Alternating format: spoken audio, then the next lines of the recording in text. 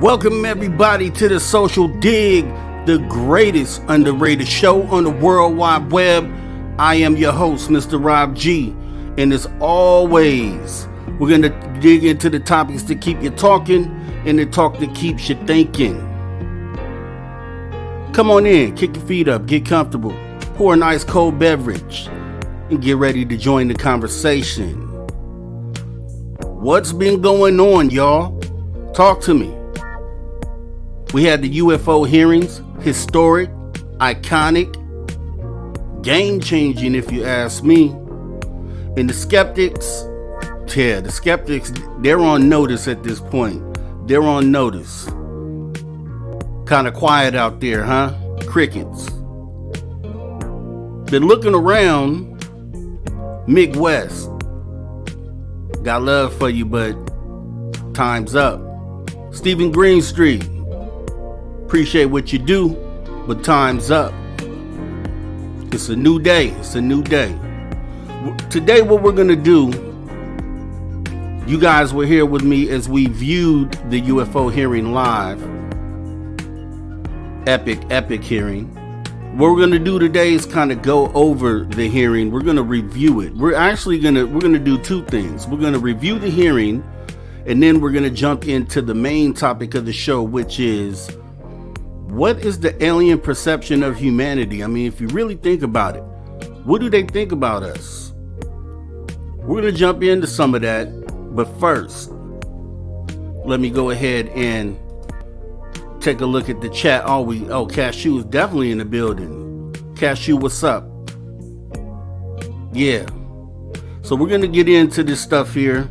I'm going to go ahead and wait a couple seconds, see if we get any other people coming through the door, because I want to make sure that they see and they get a chance to review what it is that we're going to look at in regards to the U.F.O hearing. So a lot of surprising things happened. I didn't expect too much, but I was pleasantly surprised at the outcome. So we're going to go ahead and jump into that. I'm going to actually include that as our disclosure news. So actually, let's go ahead and jump into that real quick here.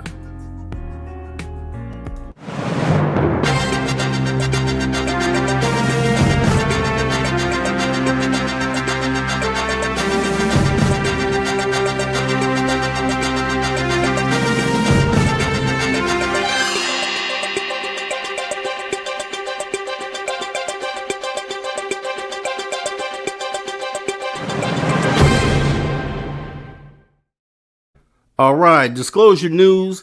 And before we obviously jump into that, I want you guys to see what we have on the screen here is Ask the Chat. Ask the Chat. Whenever you hear that, we'd love for you guys to go ahead and, maybe just join the conversation. We'll have a few questions that'll pop up here today.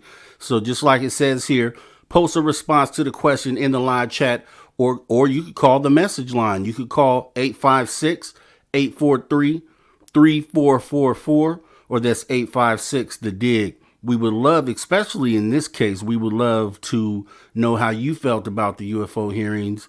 How did it make you feel? I looked around ufology and there were a lot of shows, from what I can understand, a lot of people really feel good about it.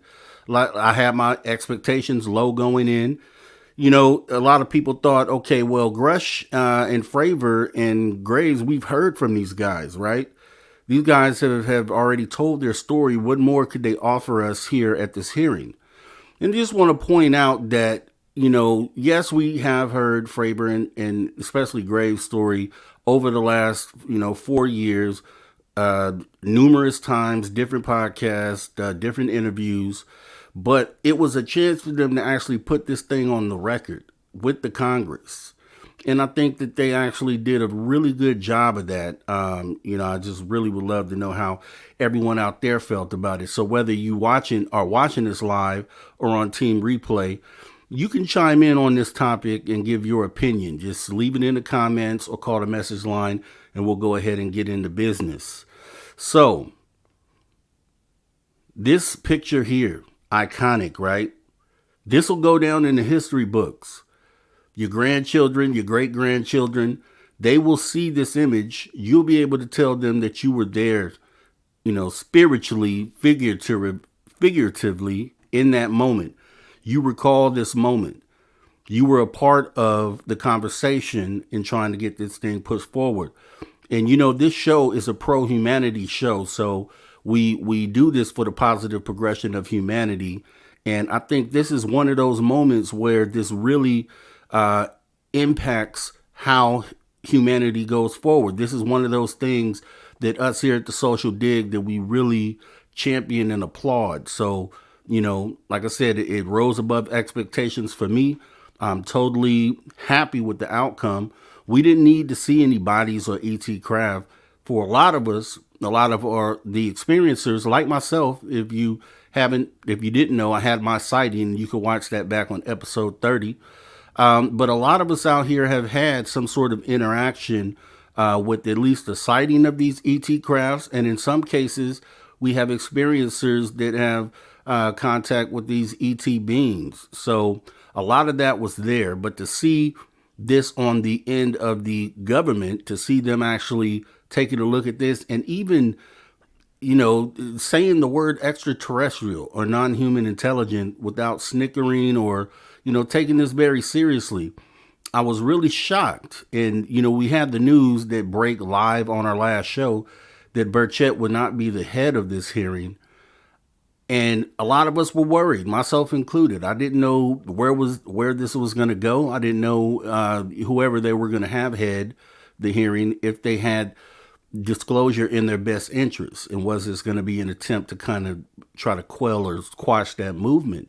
But as we all saw, there were a lot of more members of Congress that were actually very engaged and very involved in asking the right questions and kind of making, positioning this as a real thing and showing the seriousness, the impact of where this thing could take us and where we should go from here.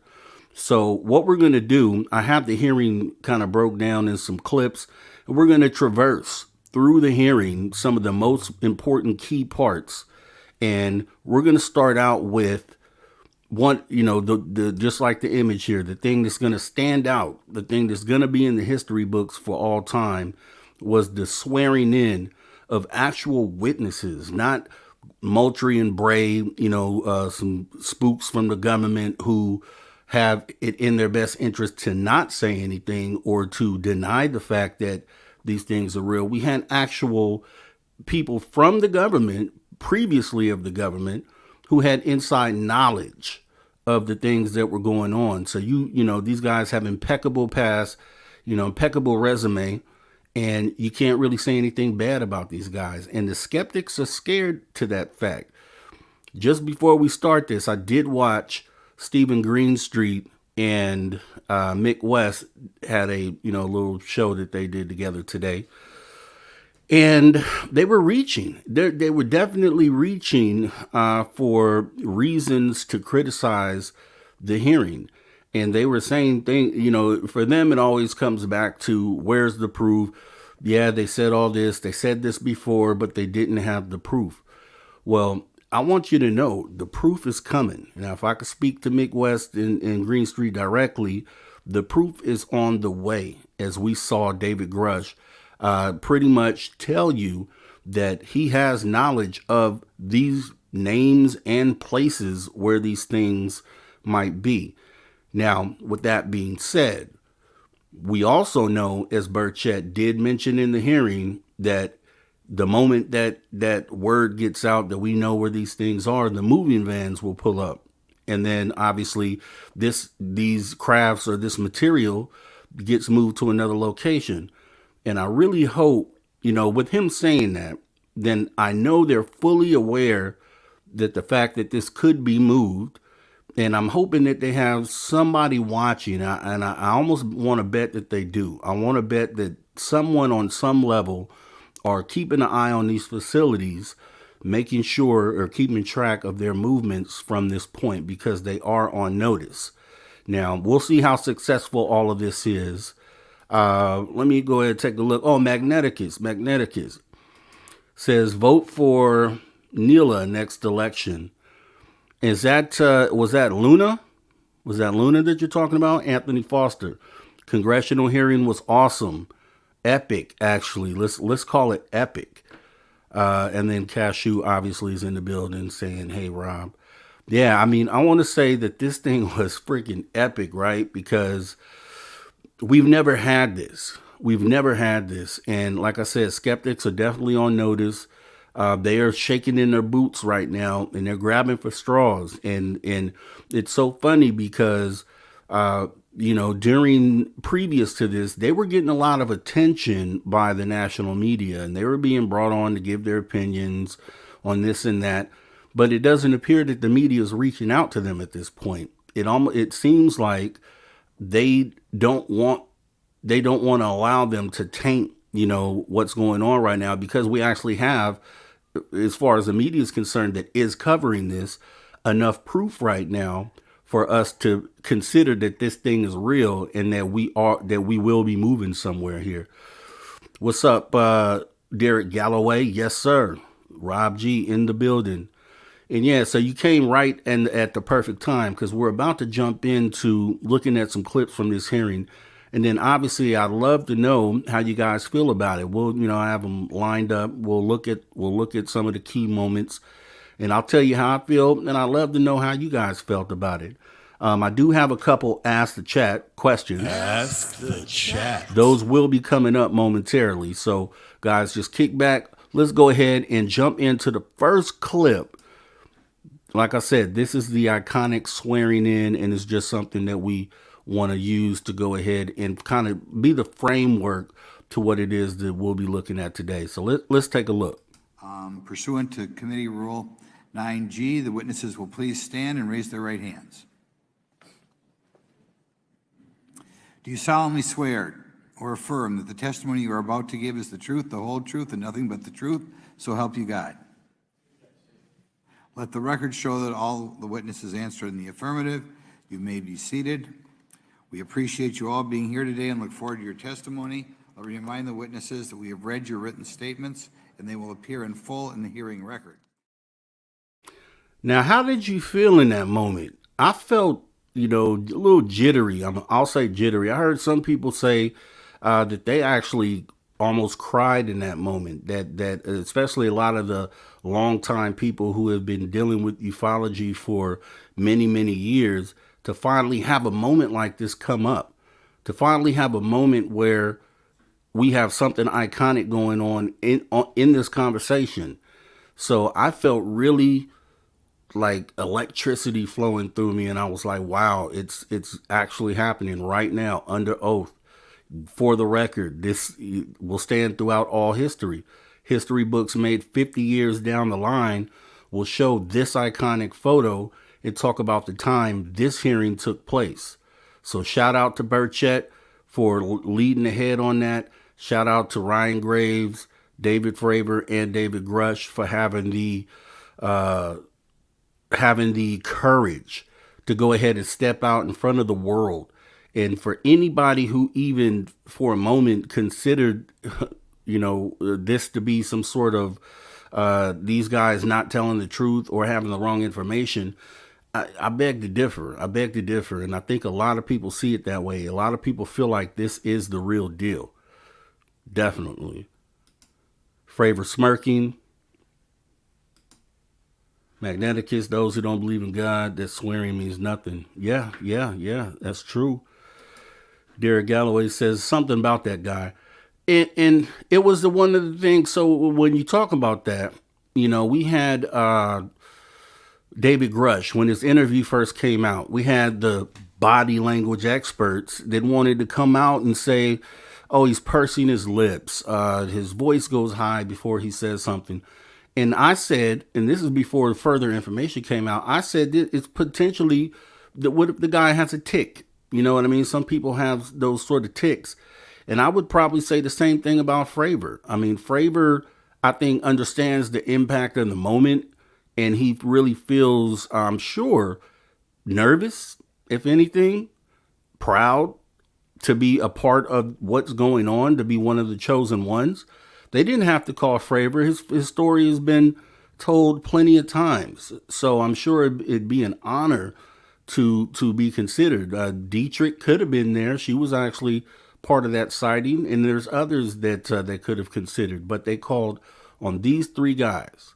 So in that moment, and I understand Derek Galloway. I'm looking, and the smirk is kind of funny to me, but at the same time, these guys are going down in the books, and they know that moment for moment that what they do is going on the record. This will be on film, replayed for years and years and years to come.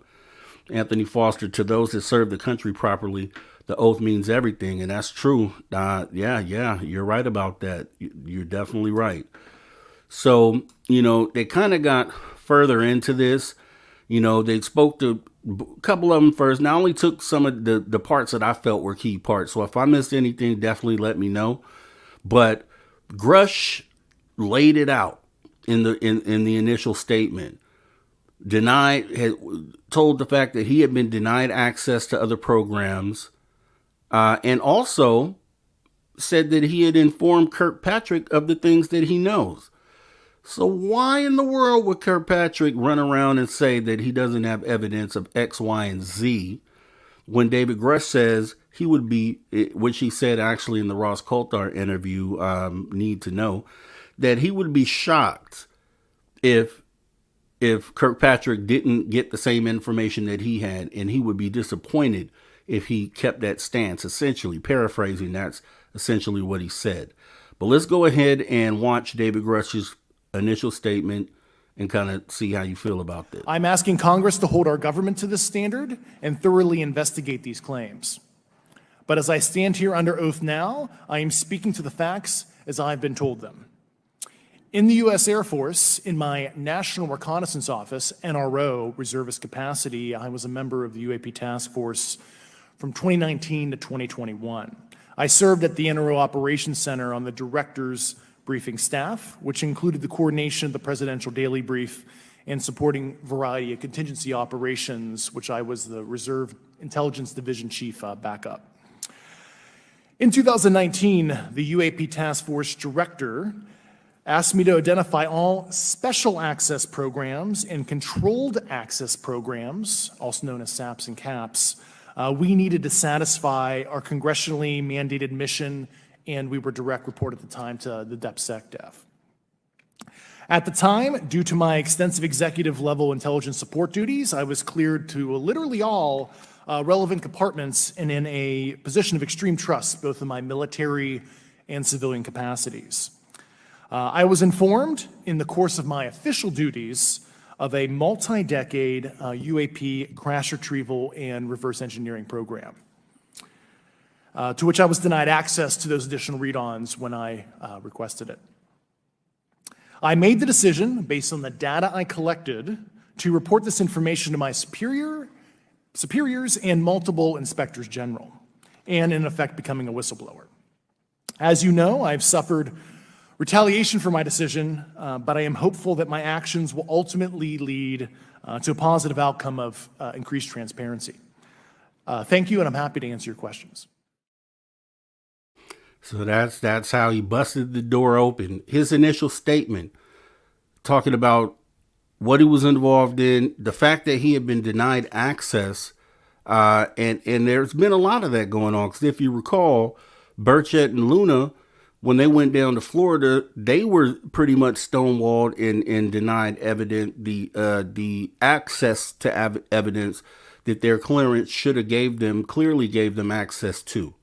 So Grush is sitting here and he's basically saying the same thing, which I think is important to know, because that basically points out the fact that even within the government, even within their hierarchy and, following their own protocol, as long as you have a clearance and you should have the ability to be read into something.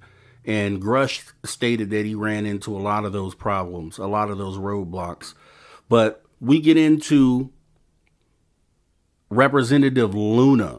Now, I really didn't really know much about Luna before and don't know a lot about her now, but I do know that she actually jumped in and asked a lot of important questions. And I was shocked. I was shocked that actually they had so many different representatives that took part in asking the good questions. So we're going to cover a lot of them. But let me go ahead and take a look at this here. Galloway, what do you say here? Grush was pissed and lit and firm. I wish I could be in the skiff when he shares info with the Congress. You are daggone right on that there, Galloway. The information that's going to be shared, oh, I wish I could be a part of that. Because he states, and we'll look at this in a minute in a few clips coming up, that he has names and sources. The guy has, and that was a big problem with me, with all the skeptics out there who would say, oh, David Grush came with the bombshell testimony in the interview with News Nation. And then they pointed out, oh, but he didn't have firsthand account. But if you listen to the interview, he told you in the News Nation interview that he was shown things and he had access to basically names and locations. So, I mean, as far as proof goes, the proof is coming. The proof is coming for sure. That's how I feel if the Congress follows up on the information that he gives them in the skiff, which I really think they will. You based on or judging by the attitude of the Congress and how upset they were to know that they weren't being involved in certain processes that they should be involved in. As long as they keep that energy, I believe that they will be pressing to find out more. And hopefully we get another hearing set up soon so we can keep this process going. But I'll say as long as Burchett and Luna are helping push this, then I think we'll get it done. So Magneticus, what do you say? They thought that they were saying skit. Behind closed door disclosure is nothing new. Yeah, no. That's the only thing. I mean, when it comes down to classified briefings, yeah, I mean, we're on the outside on that. And without somebody letting us know what or leaking what happened in that skiff, then yeah, we probably won't ever know that part of it. But the way we will know will be the future actions that we see Congress taking. So when we see them calling certain people in, then we know if it hadn't been publicly known before, then most likely the things that led them to call those people in, that information would have been provided in a skiff. So we'll be able to put the pieces together as this goes on. Derek Galloway says, I will say this can be intimidating on a military base when you know a lot of people there aren't happy with whistleblowers. Yeah. And you're genuinely worried for some of these people. Yes, true fact. I said that during this hearing. I said that the way Grush came out, I said that probably at the beginning of the hearing when he started giving this good information, was that he's going to need 24/7 security. As I understand it, he wasn't able to provide the details that he mentioned in this hearing after. They didn't have a meeting after. I guess they said because they couldn't secure a skiff room, so that this information will most likely be given prior to the next hearing or leading up to the next hearing. So I thought to myself, I'm like, wow, well, they have to get the information from him because, when you think about back on things like what happened with Kennedy and, all the ways that these people in the background have of silencing you, David Grush needs 24/7 security, and that's a fact. So Magneticus says, I know Fugos were called alien craft even though the devices were from Japan. Now, if you could elaborate on that, Magneticus. But we're going to jump in while you do that. We're going to jump into Luna asking some of those tough questions. This is when I said, yeah, this hearing is going to be good. Mr. Grush, in speaking to you yesterday, I just wanted to follow up on Representative Raskin's questions. In the last couple of years, have you had incidences that have caused you to be in fear for your life for addressing these issues? Yes, personally. Okay. Yeah. I just want everyone to note that he's coming forward in fear of his life to put in perspective, if they were really not scared about this information coming out, why would someone be intimidated like that? To your knowledge, are NHIs working with adversarial foreign governments in either technology exchange programs or back engineering programs? I don't have data on that. I'm not sure. Have you heard or you had people come forward to present that evidence? Not that particular evidence that you just espoused. Okay, on the 19th of April, Dr. Kirkpatrick, head of ARROW, had said that he did not find any evidence of UAPs. You also stated that you had, in your interview, that you had briefed him on information that you were uncovering, but that he did not follow up with you. Were the items that you divulged to him pertinent to national security? Yes, him and I had a classified conversation in April 2022 before he took over ARROW in July 2022, and I provided him some concerns I had. Do you know why he might not have followed up with you? Unfortunately, I cannot read his mind. I wish he did. I was happy to give sage counsel to him on where to look when he took the helm of ARROW. Okay, and then my last question for you before I move to Mr. Graves is you received prior approval from the Defense Department to speak on certain issues, correct? Correct, through DOPSR, DoD Pre-Publication and Security Review, and I just want to remind the public, they're just looking from a security perspective. These are my own personal views and opinions, not the department's. Okay, I'm asking that though mainly because I think that there are many people that would like to discredit you. So it does bring a certain amount of credibility to your testimony. I'm required by law to do that as a former intelligence officer, or I go to jail for revealing classified information. Yeah, we don't want you to go to jail. My next question would actually be for Mr. Graves. Can you please explain to me in detail the event that occurred at Vandenberg Air Force Base? Certainly. In the 2003 timeframe, a large group of Boeing contractors were operating near one of the launch facilities at Vandenberg Air Force Base when they observed a very large 100-yard sided red square approach the base from the ocean and hover at low altitude over one of the launch facilities. This object remained for about 45 seconds or so before darting off over the mountains. There was a similar event within 24 hours later in the evening. This was a morning event, I believe 8:45 in the morning. Later in the evening, post-sunset, there were reports of other sightings on base, including some aggressive behaviors. These objects were approaching some of the security guards at rapid speeds before darting off.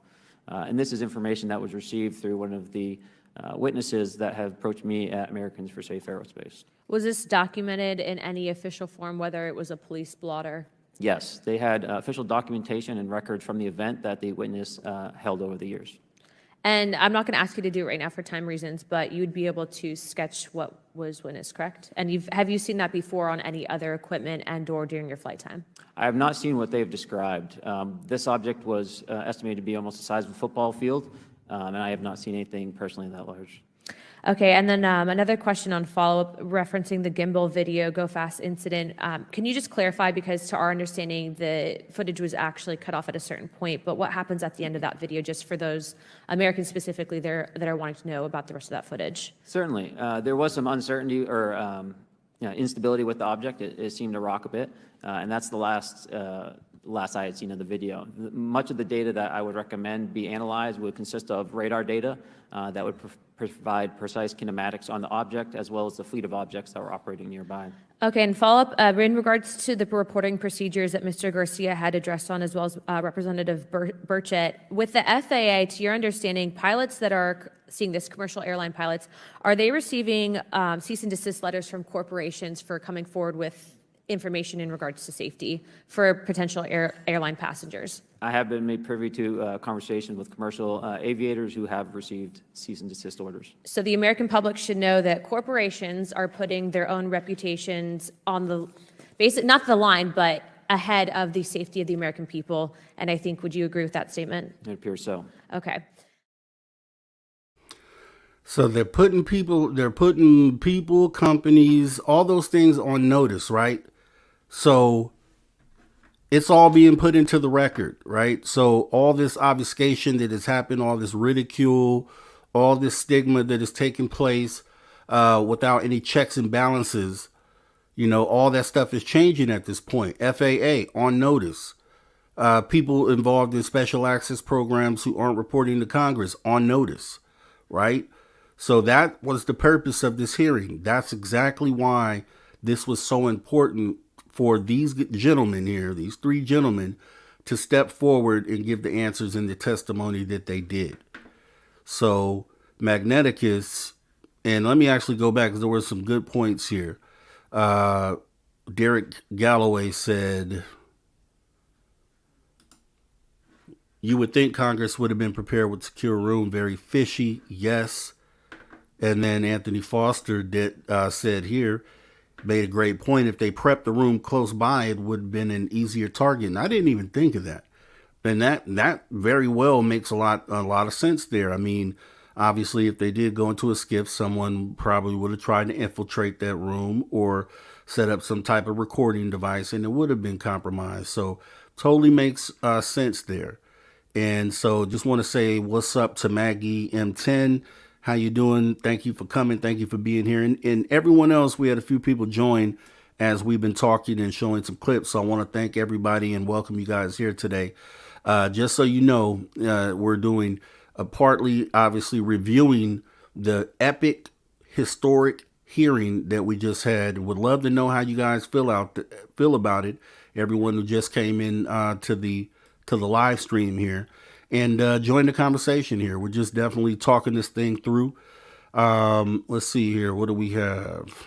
Okay, looks like we're good here. Yeah, but Luna, you know, she came in, she was fiery, she asked the right questions, and we're going to see a trend of that going forward here. So we're going to go ahead and jump in to the next clip. Now, this is Jared Moskowitz, and he was actually wanting to know about how these funds have been appropriated and what exactly is going on with that. Like, are these funds unaccounted for? And this is kind of what he went over here. So let's take a look. Mr. Grush, as a result of your previous government work, have you met with people with direct knowledge or have direct knowledge yourself of non-human origin craft? Yes, I personally interviewed those individuals. Mr. Grush, as a result of your previous government work, have you met with people with direct knowledge or have direct knowledge yourself about ATs, advanced technologies that the U.S. government has? Based on conventional advanced tech, I was briefed to the preponderance of the Defense Department's both space and aerospace compartmented programs, yeah. Do you have knowledge or do you have reason to believe that there are programs in the advanced tech space that are unsanctioned? Yes, I do. Okay. Yeah. And when you say that they're above congressional oversight, what do you mean? Complicated question. So there's, some, I would call it abuse here. So congressional oversight of conventional special access programs. So I'll use Title 10, so DOD as an example, right? So 10 U.S. Code Section 119 discusses congressional oversight of SAPs, discusses the DepSecDef's ability to waive congressional reporting. However, the Gang of Eight is at least supposed to be notified if a waived or waive-bigoted unacknowledged SAP is created, and that's public law. Well, so that how does, I don't want to cut you off, but Yeah. how does a program like that get funded? I will give you generalities. I can get very specific in a closed session, but misappropriation of funds and Does that mean self-fund. that there is money in the budget that is said to go to a program, but it doesn't, and it goes to something else? Yes, I have specific knowledge of that. Yep. Do you think U.S. corporations are overcharging for certain tech they're selling to the U.S. government, and that additional money is going to programs? Correct, through something called IRAD. Okay. Satellite imagery. Let's talk about satellite imagery. We have satellites all over the place, some that we're aware of and many that we're not aware of, right? We're taking pictures of everything at every point and second. Mr. Grush, are you aware, do you have direct knowledge, or have you talked to people with direct knowledge that there are satellite imagery of these events? That was one of my primary tasks at NGA, since we process, exploit, and disseminate that kind of information. I've seen multiple cases, some of which, to my understanding, and of course, I left NGA in April, so that's my information cutoff date. But I personally reviewed both what we call overhead collection and from other strategic and tactical platforms that I could not even explain prosaically. And I have a degree in physics, by the way, as well. And I am aware that you guys have not seen these reports, unfortunately. And I don't know why. Do you have direct knowledge, or you had spoken to people with direct knowledge that this imagery applies to crash sites, crash imagery? I can't discuss that in an open session. Okay. Do you have any information that the U.S. government is involved in a disinformation campaign to deny the existence of certain UAPs? I can't go beyond what I've already stated publicly in my News Nation interview because it touches other sensitivities. Yeah. So with that being said, those mishandling the United States budget on notice. You're on notice. So that's what's going to change the game here. Things are about to get shook up here. Things are about to get shook up. Then you have to think about legal implications, right? So once these guys get smoked out of their holes and Grush goes into these skiffs and gives names and locations, how many of those people do you think are really going to want to sit back and continue to play the role that they're playing when they know that there's going to be legal implications potentially? These guys in these secret programs are human as well. So I think at the end of the day, when you're faced with something like that, you have to make a decision. You have to make a decision and think about the future of your own life and the effect that it'll have on your family, or the ability to stay within these secret programs and continue keeping the truth and hiding behind these closed doors. Which one do you do? Which way do you go? And I think it's going to be a lot more of that. A lot more people who might be potentially stepping across that line of the law. And when we get into federal laws and a lot of the things that they're doing here, these things might put you away for a little while. And these are the things that are going to weigh, I think, heavily on a lot of these people's minds, because, once we uncover, it's like the wizard, right? Once you look behind the screen and you see the moving parts, then you can't unsee that. That's been exposed at that point. So it'll be interesting to see how quickly this thing crumbles. It'll be interesting. But let me go ahead and take a look at the chat here. I know Magneticus said millions of dollars disappeared, one fraction of a cent at a time, right? Burchett just said during this hearing that the budget, they failed to budget, looking into the budget, that process, they failed it 5 years straight, right? We know over 20 years ago, it was discovered that there was like $1 billion missing, or $1 trillion missing from the budget at that time. Our tax dollars, right? The money we work for every single day.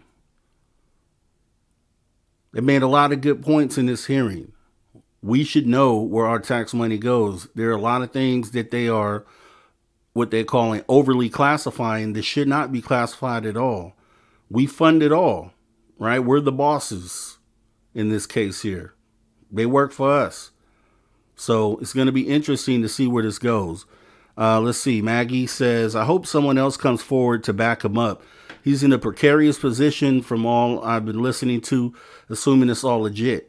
Yeah, that's exactly what we were saying, Maggie, because truthfully, when you look at it, if everything he's saying is true, and then he says right here in front of everyone that he has names and locations, and he's willing to go back into a skiff and give all that information up, target's on his head at that point. You can guarantee that, right? Target's on his head. We're going to have to figure out a way to, and the thing is, and this is one of the things what Bob Lazar always said, right, is that they say, well, why'd you come forward with the information? And he said, essentially, because things were happening behind the scenes, he wanted to make sure he was safe. He wanted that story to be out in the public just in case those behind the scenes, his previous employer, tried to silence him. And that's the same thing here with David Grush. It's just as impactful, the statements that he's making, or just as impactful as what Bob Lazar came out and said back in '89.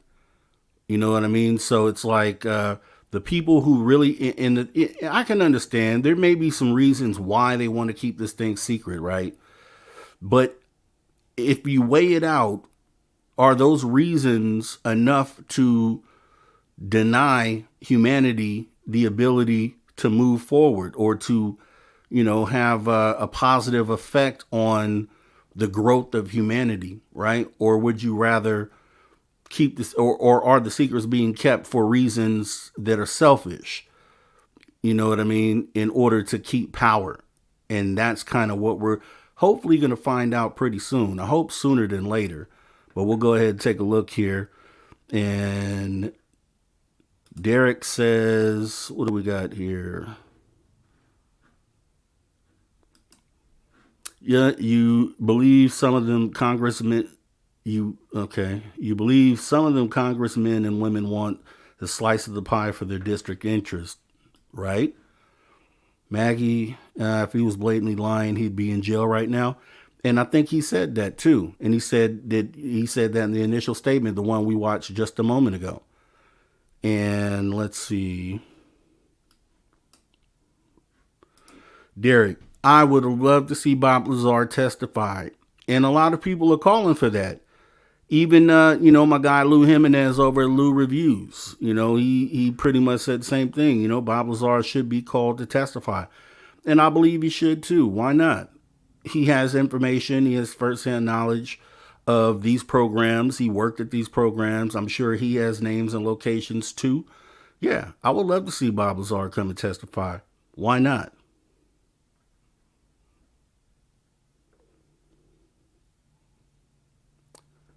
And let's see. Yeah, he should bring in element 115 in evidence. And I would hope that he would. And you have to ask yourself, why is Bob Lazar still being targeted by the FBI? That's another thing, another show I'm sure we could do on that. But Bob Lazar to this day is still being targeted by the FBI. So they're raiding and they're looking for something. So there may be something to the 115 story. I can't say for sure. I believe a lot of the stuff Bob Lazar said, it makes total sense. Why would somebody lie? And that's the question for it all. Why would someone lie about any of this stuff? Like, what would be the benefit to that? Then you get to the skeptics that want to say, oh, so they could sell books, so they could do this and they could do that. Unfortunately, we live in a society where money is the thing that you need to live.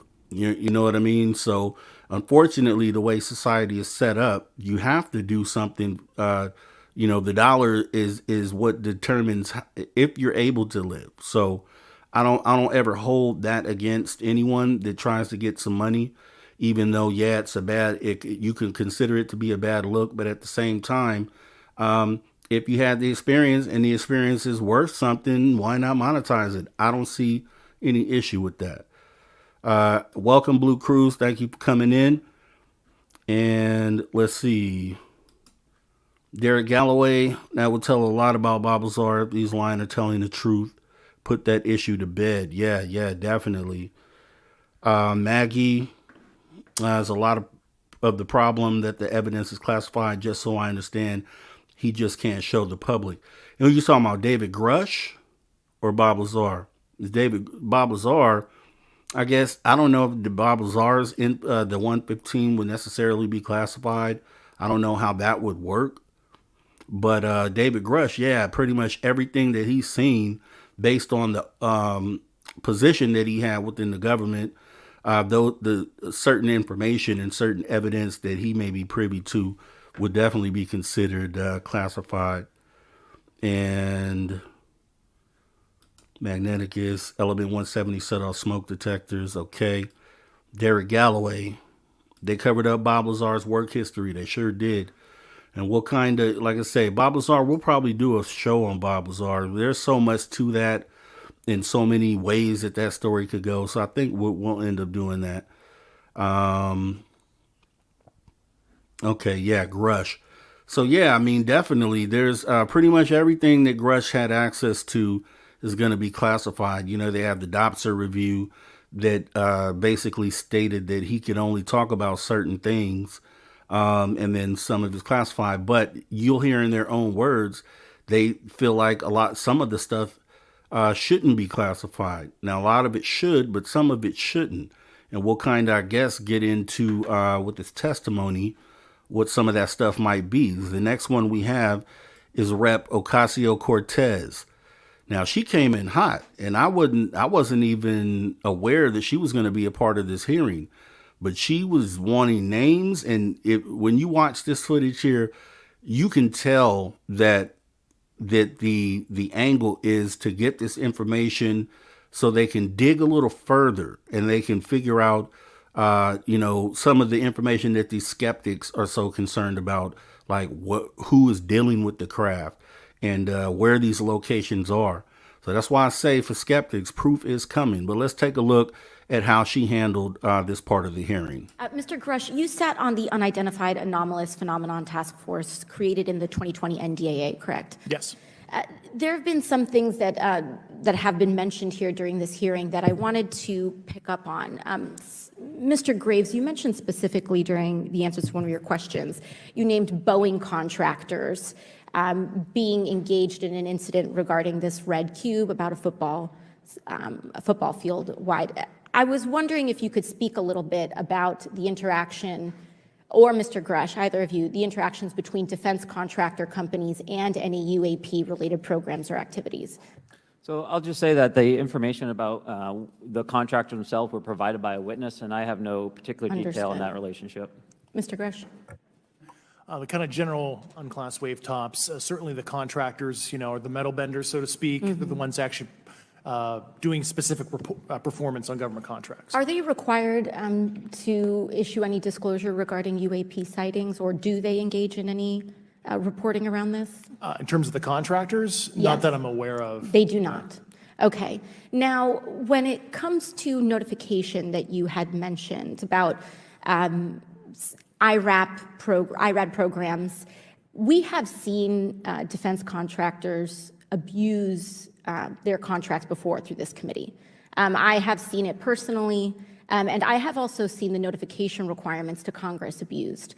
I am wondering, one of the loopholes that we see in the law is that there is, at least from my vantage point, is that depending on what we're seeing, is that there are no actual definitions or requirements for notification. What methods of notification did you observe? Like when they say they notified Congress, how did they do that? Do you have insight into that? For certain IRAD activities, I can only think of ones conventional in nature. Sometimes they flow through certain, I'll just say, SAP programs that have cognizant authority over the Air Force or something, and those are congressionally reported compartments, but IRAD is literally internal to the contractor, so as long as it's money, either profits, private investment, et cetera, they can do whatever they want. To put a finer point on it, when there is a requirement for any agency or company to notify, or any agency to notify Congress, do they contact the chairman of a committee? Do they get them on the phone specifically? Is this through an email to hypothetically a dead email box? A lot of it comes through what they call the PPR, Periodic Program Review Process, if it's a SAP or Controlled Access Program Equity, and then those go to the specific committees, whether it be the SAS, CASC, HISI. Thank you. I apologize, my time is limited. Mr. Graves, one of your main concerns is that the FAA currently does not have an official process to receive reports of UAP from pilots or others, correct? Correct. And in your experience, what data should the AERO program prioritize for potential collection? We have, location, date, time, but are there other specific characteristics that should be included in these reports? Certainly. I think that there's two categories that would be important. One would be kinematics and understanding the specifics of how the vehicle or objects are moving. And the second would be a more zoomed out approach of being able to look at origin and destination before the incident, as well as getting a better contextual understanding of how these objects are interacting with each other. Thank you. Now, because I only have a minute left, I apologize, we only have 5 minutes today, but for the record, if you were me, where would you look? Titles, programs, departments, regions. If you could just name anything? And I put that as an open question to the three of you. I'd be happy to give you that in a closed environment. I can tell you specifically. Thank you. Commander Fravor? And I would say, and I've told people that you have to know where to look. They're not going to divulge it to you because of the classification levels. But if you know where to look and who to talk to, which is exactly what Mr. Grush can point you, then you have them. Okay.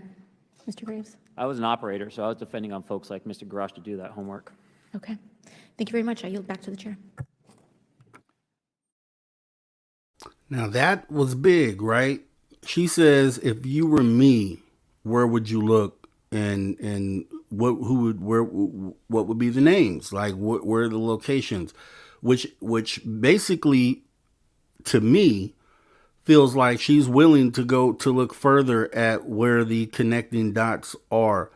And that was big, right? If she's being true to the question that she asked, if she really has the intent on doing and going after these guys in the shadows, we'll have to wait and see, right? But the intent was there, and it's magical if that ends up being the case, right? If she really pursues this, and if they all, and based on how they're all asking these questions, it seems like they know and understand that this is an important issue, and this is something that we need to get down to the bottom of. So that was just one of the moments for me that I really felt good. And that was out of left field. I had no idea that she was going to even be part of this hearing.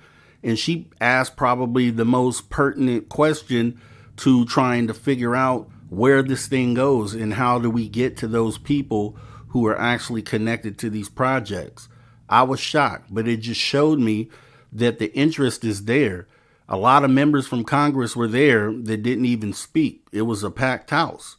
So I think that within our Congress, they are understanding bipartisan, right? Bipartisan issue. They're understanding that they are the key to unlocking what it is that the secret projects and what the DOD and all these guys know about what's going on. So here on this show, we always say disclosure will come from the people, and it'd be nice if we could get something from the government. And it seems like they're trying to push that angle. So I applaud it.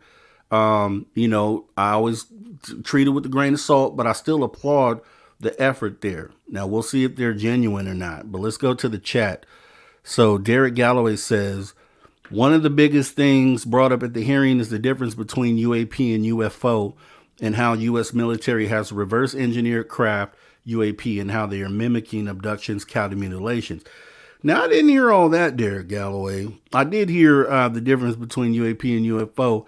I don't know, and I don't know if you're kind of leaning that into like the false flagging, but we did a show on false flag theory, and we found that based off of what we saw, it was based off Dr. Greer's statements, that a lot of that stuff is unfounded. Yeah, I believe that the government has reverse engineered tech because we know they've recovered the alien tech.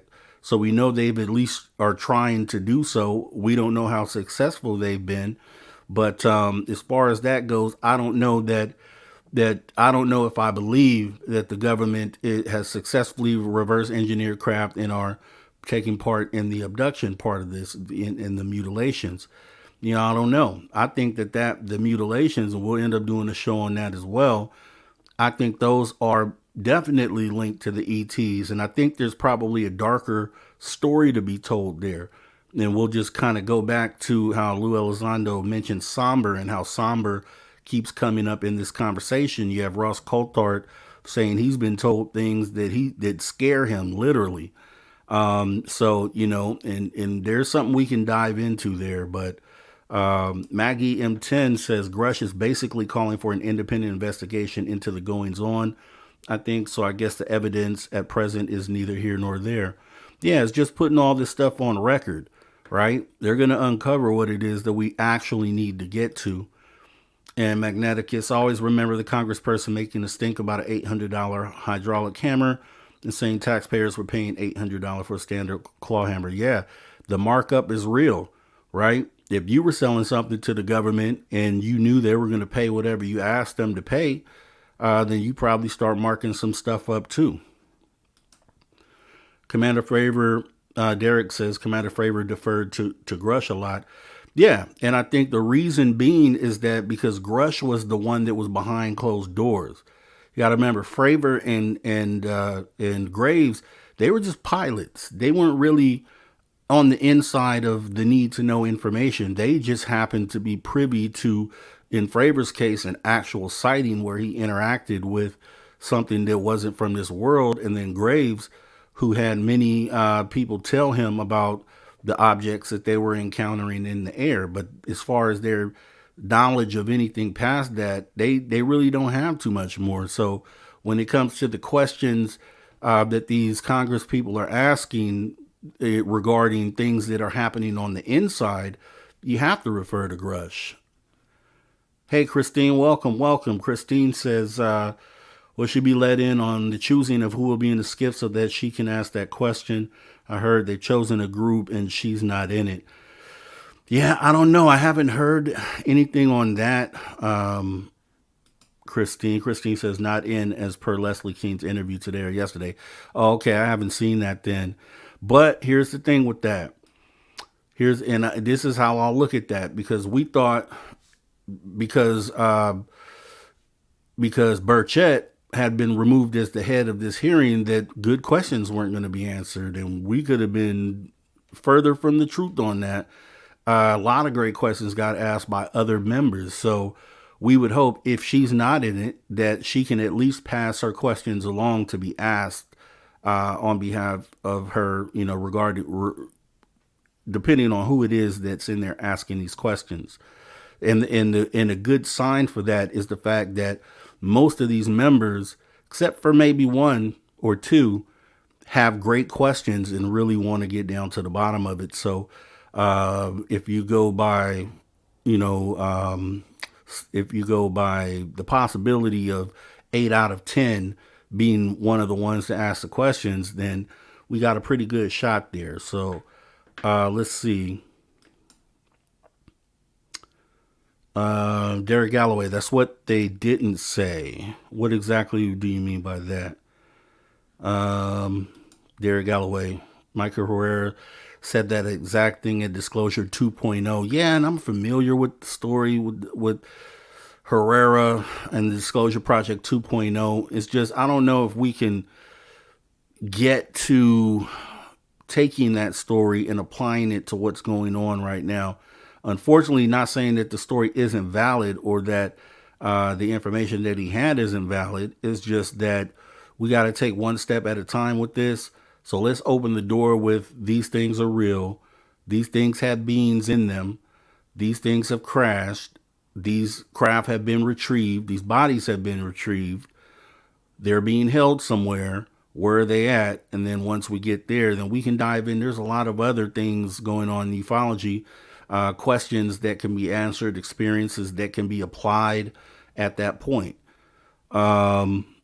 Christine, right, agree. It's important where she should look. Yeah, definitely. Let's see. Magneticus, the congressperson claimed taxpayers were overpaying for claw hammers and many other things, not just the claw hammers. Anthony Foster, even if that's true, the Pentagon can't pass an audit. They lie about money. Yeah, they take way too much of our money and put it towards the war effort, or what they call the war effort. So we spend money on, when you think about how much money they take per year, it's crazy. There's no way they're spending all that money. They're definitely pocketing it or moving it over somewhere else, which is most likely how these black projects are being funded. Okay, yeah, definitely, Christine. Definitely appreciate that. That information would be great to have. Magneticus, the more ammo you burn through, the more money you get in funding. Derek Galloway, oh, no doubt that would never be spoken at a congressional hearing. And then Derek Desiree says, Christine. Okay. So, yeah, let's go ahead and let me see. Is there anything else? Spends more money on killing people than feeding poor American children. You're totally right. And I said well, that's another rabbit hole we could jump into. But let's go ahead and take a look at Grush during this hearing. He talks about injuries and potential things that may have happened to people. So let's go ahead and take a look at that, and then we'll go ahead and be right back. At one point, you had said that there has been harmful activity or aggressive activity. Has any of the activity been aggressive, been hostile in your reports? I know of multiple colleagues of mine that got physically injured. And the activity, and I got By UAPs or by people within the federal government? both. Okay, so there has been activity by alien or non-human technology and or beings that has caused harm to humans. I can't get into the specifics in an open environment, but at least the activity that I personally witnessed, and I have to be very careful here, because they tell you never to acknowledge tradecraft, right? So what I personally witnessed myself and my wife was very disturbing. Okay. One of my constituents actually sent this next question, and I figured I'd ask it since I had the same thought. You've said that the U.S. has intact spacecraft. You said that the government has alien bodies or alien species. Have you seen the spacecraft? I have to be careful to describe what I've seen firsthand and not in this environment, but I could answer that question behind closed doors. Yeah. And have you seen any of the bodies? That's something I've not witnessed myself. Okay, and so with that being said, and the other statement that has been made that was intriguing to me it's intriguing because my view has been that we are billions of light years away from any other system. And the concept that an alien species that's technologically advanced enough to travel billions of light years gets here and somehow is incompetent enough to not survive Earth or crashes is something that I find a little bit far-fetched. And with that being said, you have mentioned that there's interdimensional potential. Could you expound on that? Yeah, to answer your first question, and I'm here as a fact witness and expert, but I will give you a theoretical framework, at least to work off, to kind of espouse crashes, regardless of your level of sentience, right? Planes crash, cars crash, n number of sorties, however high, a small percentage are going to end in mission failure, if you will, as we say in the Air Force. And then in terms of multidimensionality, that kind of thing, the framework that I'm familiar with, for example, is something called the holographic principle.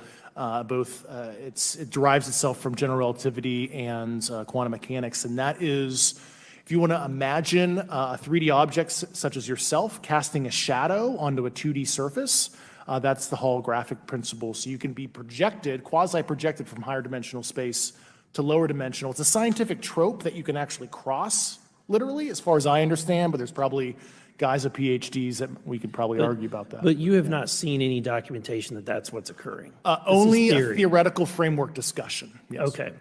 Okay.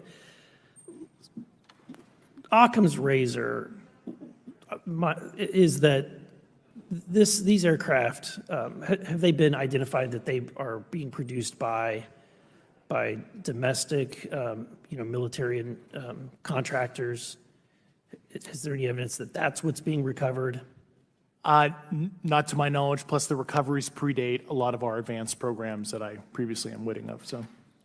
Would it be safe to say that there could be a scenario today where you have an aircraft that crashes because it's been involved in one program from one federal agency, but the agency that retrieves it is not aware of that program, and to them it appears alien in origin?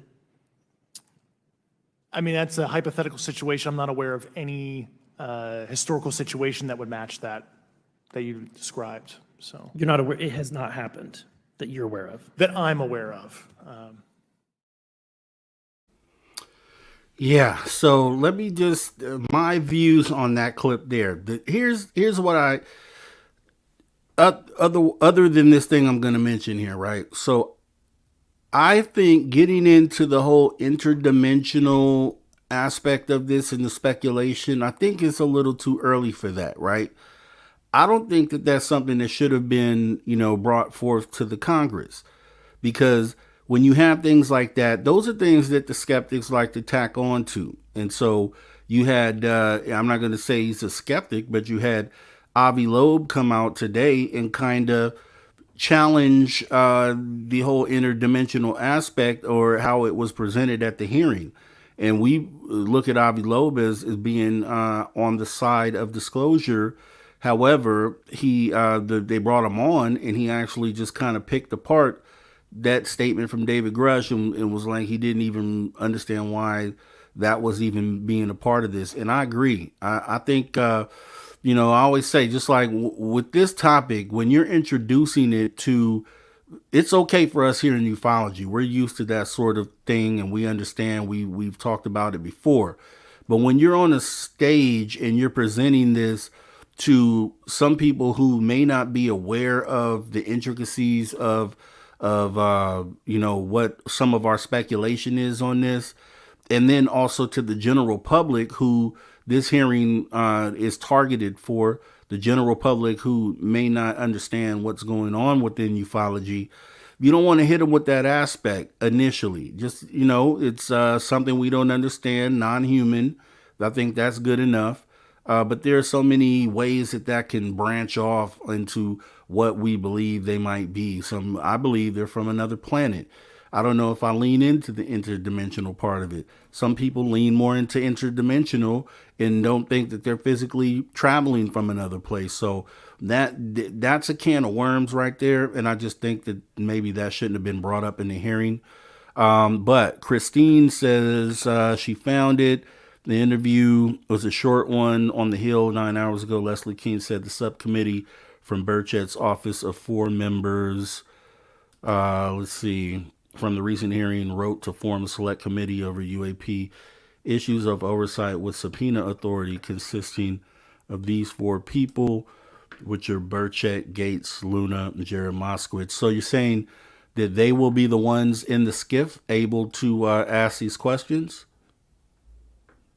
Christine, is that what that is? That they will be part of the ones that are behind closed doors asking the questions?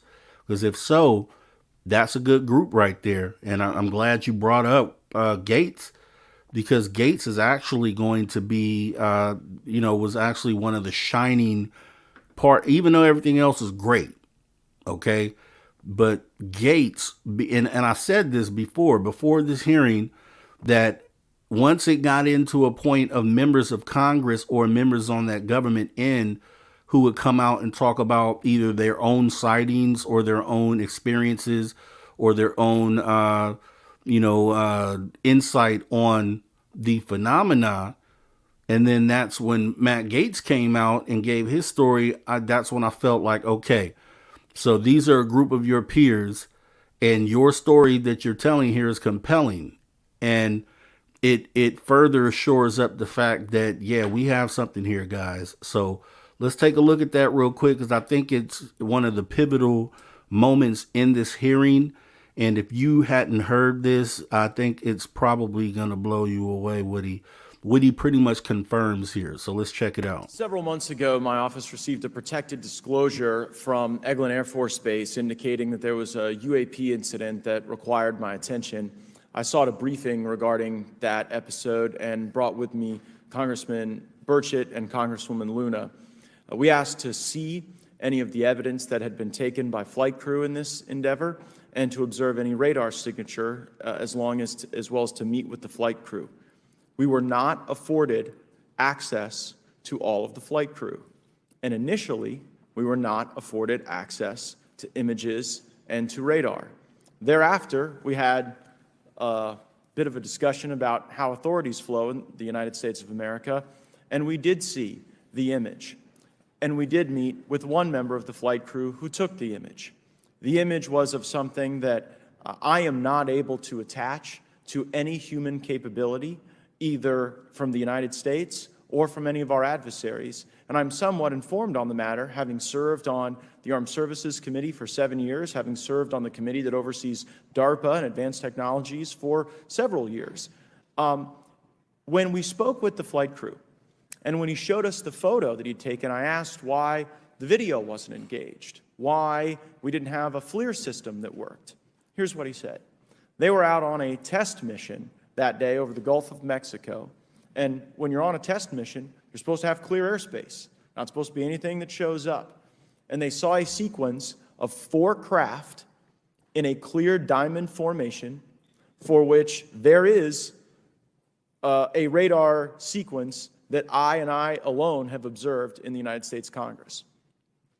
One of the pilots goes to check out that diamond formation and sees a large floating, what I can only describe as an orb. Again, like I said, not of any human capability that I'm aware of. And when he approached, he said that his radar went down, he said that his FLIR system malfunctioned, and that he had to manually take this image from one of the lenses, and it was not automated in collection, as you would typically see in a test mission. So I guess I'll start with Commander Fravor. How should we think about the fact that this craft that was approached by our pilot had the capability of disarming a number of the sensor and collection systems on that craft? Well, I think this goes to that national security side, and you can go back through history of things showing up at certain areas and disabling our capabilities, which is disheartening. And for us, I mean, like I said, it completely disabled the radar on the aircraft when it tried to do it, and the only way we could see it is passively, which is how he got that image. So I think that's a concern on what are these doing, not only how do they operate, but their capabilities inside to do things like this. And how should we think about 4 craft moving in a very clear formation, equidistant from one another, in a diamond? In all of the phenomenon, perhaps, Mr. Grave, that you've analyzed, have we ever seen multiple craft in a single formation? I have one particular case, and that was during the gimbal incident. The recording on the AT FLIR system shows a single object that rotates. You hear the pilots refer to a fleet of objects that is not visible on the FLIR system, and that was something that I witnessed during the debrief as part of the radar data on the situational awareness page. I would like to add, however, Congressman, there's a small bit of anger, I would say. I would feel that those pilots are still facing that difficulty in reporting this topic, and they don't have the tools to be able to mitigate this issue. It just goes to show how serious this is and why this is such an important issue for our pilots and for our nation. It was stated explicitly to me by these test pilots that if you have a UAP experience, the best thing you can do for your career is forget it and not tell anyone. Because any type of reporting, either above the surface or below the surface, does have a perceived consequence to these people, and that is a culture we must change if we want to get to the truth. Mr. Chairman, I would observe that perhaps as we move forward from this hearing, there are some obvious next steps.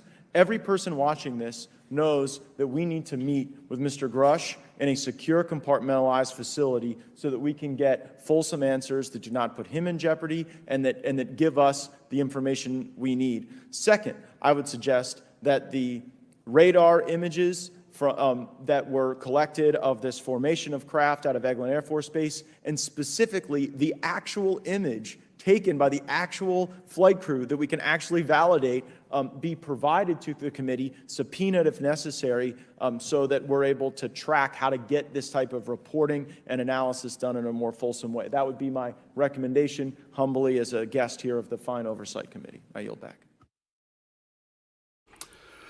Amazing story there, man. And I'm glad that he actually came out and said that.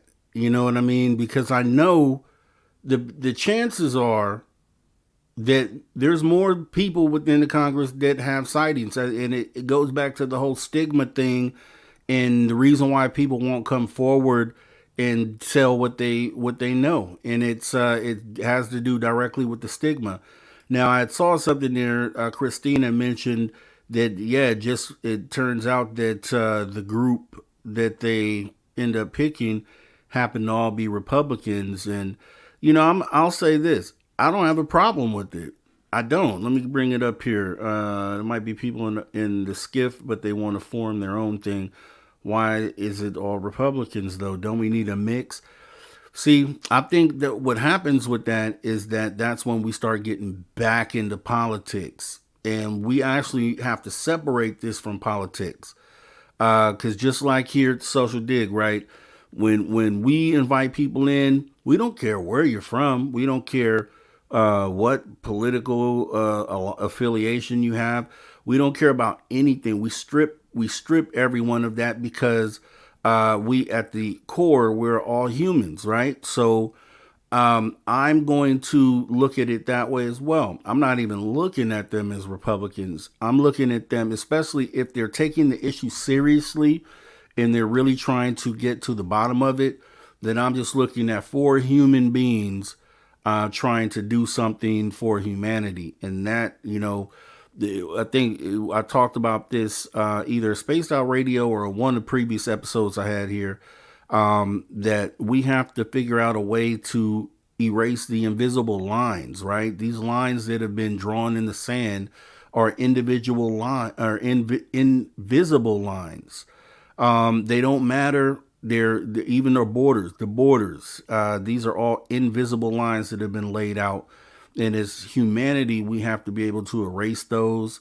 And even in this political arena, they may be Republicans, even if it was four Democrats doing it. I would say the same thing. I see four human beings, and I would hope that we don't make it political, because when it comes down to that, then we just find another reason for somebody to take a side, this side or that side. But yeah, I just wanted to say that. But going in, we have like a couple clips left before we wrap up this, and then we can actually get into the main part of the show here, which is the topic of the alien presence here. Don't you think we're bringing them together? They're bonding over something in common. They're both interested in. Democrats want to protect these whistleblowers, and so you would just have to ask those Democrats why they have, I'm sure, every opportunity to be here at that hearing, and why weren't they, or why aren't they trying to form an alliance? But then see, when you start asking those questions, then it almost seems like either you're taking, and I'm not saying you, Christine, I'm just saying, like, when a person asks that question, then it seems like it's accusatory, and it seems like, either you're from one side or the other. But, but that's why I say we have to keep this ufology subject, even though we have to deal with it being political and the fact that it has to sit in front of Congress. We have to unpoliticize ufology, period. Politics don't belong anywhere in ufology, because what's happening in ufology pertains directly to humanity, and that just doesn't have any lines. So, it doesn't matter what side you end up being on. If it benefits humanity, I'm all for it. I separate political views from a person's real intent. And I think politics are more agenda based, whereas the way you feel in your heart is more of a humanity perspective. And I think that's what I'm trying to say here. So with that being said, I do have a couple of them here. And that says the unwritten laws. Forrest Louis, right on, man. Christine, the AOC was Garcia, the chairperson. Oh, you mean on the Democrats? Yeah. It's all about humanity, man. We're all on one side. You know what I mean? That's what the bipartisan really is, just saying we're all one. That's essentially what it's saying. And that's how it should be on everything that we do, if we're going to progress positively here. I'm not posing that one, Magneticus. LOL. Cashew says back. Hey, how you doing, Cashew? Thanks for coming back. So yeah, we have a couple more, because all the real juicy stuff we've actually just gone over, but the way they closed it out was pretty epic too. I know Grush talked about names and places, and he kind of touches that here. It's like a 2-minute clip. We have a couple 2-minute clips here, so we're going to watch him talk about that so we can get to the next topic here. Mr. Gresh, a couple of questions for you too, sir, this morning. What percentage of UAPs do you feel are adequately investigated by the U.S. government, of the 5% that are reported? I can only speak for my personal leadership over at NGA. I tried to look at every report that came through that I could triage, so. Do you believe that officials at the highest levels of our national security apparatus have unlawfully withheld information from Congress and subverted our oversight authority? There are certain elected leaders that had more information that I'm not sure what they've shared with certain Gang of Eight members or et cetera, but certainly I would not be surprised. Okay. You've stated that the government is in possession of potentially non-human spacecraft. Based on your experience and extensive conversations with experts, do you believe our government has made contact with intelligent extraterrestrials? Something I can't discuss in public setting. Okay, I can't ask when you think this occurred. If you believe we have crashed craft, stated earlier, do we have the bodies of the pilots who piloted this craft? As I've stated publicly already in my News Nation interview, biologics came with some of these recoveries, yeah.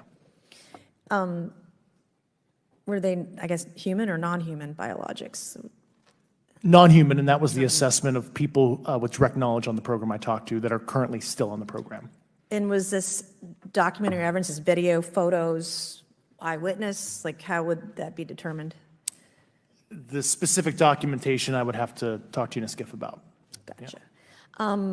Okay, so, and you may or may not be able to answer my last question, and maybe we get into a skiff at the next hearing that we have, but who in the government, either what agency, sub-agency, what contractors, who should be called into the next hearing about UAPs, either in a public setting or even in a private setting? And you probably can't name names, but what agencies or organizations, contractors, et cetera, do we need to call in to get these questions answered, whether it's about funding, what programs are happening, and what's out there?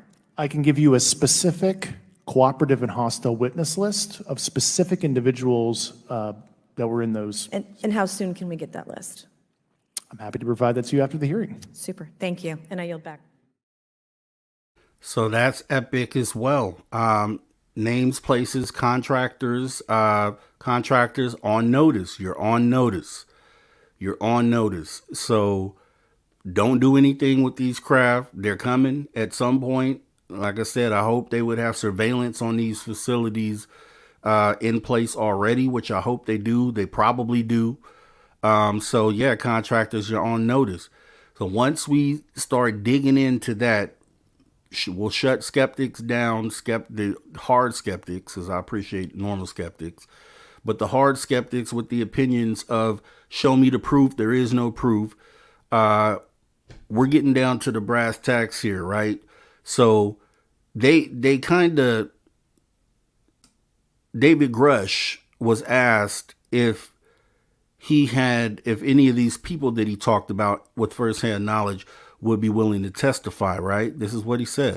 Mr. Grush, I might have asked this before, but I want to make sure. Do you have any personal knowledge of someone who's possibly been injured working on legacy UAP reverse engineering? Yes. Okay. How were they injured?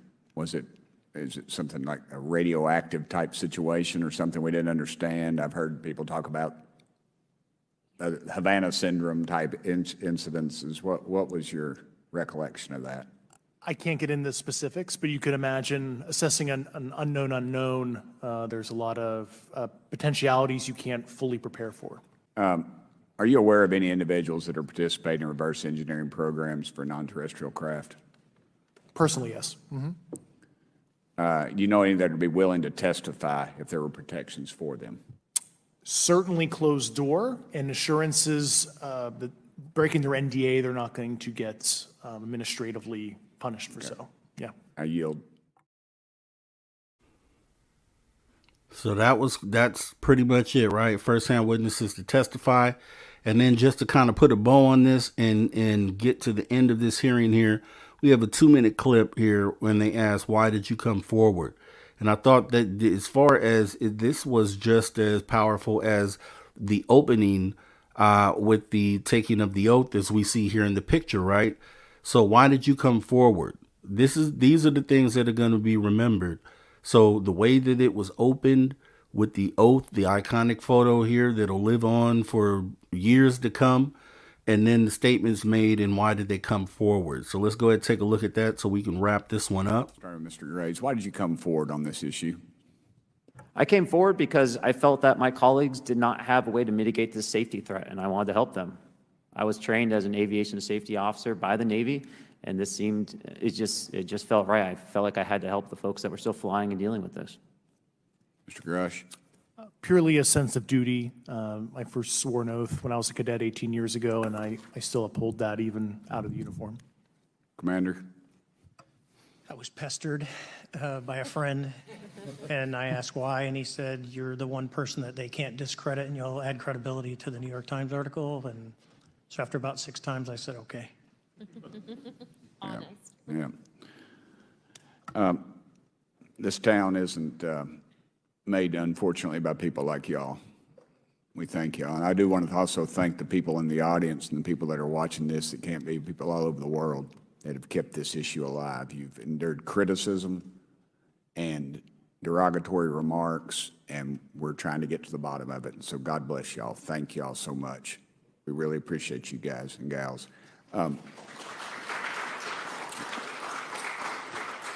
That's why we need term limits. Y'all keep clapping, us politicians just keep talking. So let me ask y'all, how can the public contribute to UAP reporting, and what avenues you think are available to the public to report these sightings?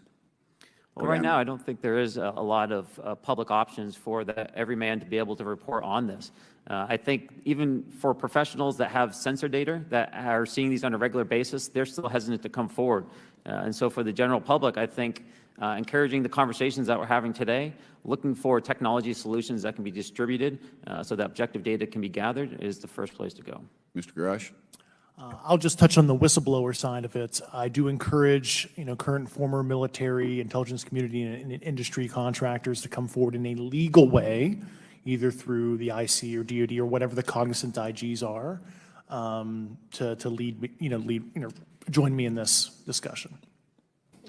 For me, I was an accident investigator, so the biggest thing that you learn, and I think that witnesses need to do is, one, don't try and make the fish bigger than it was. Stick to the facts, write it down, and don't speculate what you think it is because it will sway your decision. Just write the facts down. We can get all the facts together, and we can start to investigate and get a real honest story instead of, it was this big. Thank you all, and I want to thank everybody. We made history today. Mr. Chairman, I yield. We made history. We did. We definitely made history. And this is going to go down in your great-grandchildren's history books. This will be shown. Images from this hearing will be shown. This will be talked about as one of the pivotal moments in humanity's history. A lot like the times that we read about thousands of years ago. This is big. So with that being said, I want to definitely welcome Long Island Bigfoot into the building. I see you coming in, and also David Devine Broadcasted. They have a great show going on over there. I definitely think you guys should check them out. I had a really great time over there watching. And Cashew, yeah, definitely. I would love to be on David's show. And tomorrow we can definitely do that. No problem at all. And let me see here. Let me go through some of the comments here. Well, I have a question here, right? So we just reviewed the historical epic hearing. So this time we're going to jump into Ask the Chat. To ask the chat, right? So question, what did you think about the hearing? And what would you like to see next time? What do you, on this very next hearing, which is hopefully sometime soon here, what would you like to see?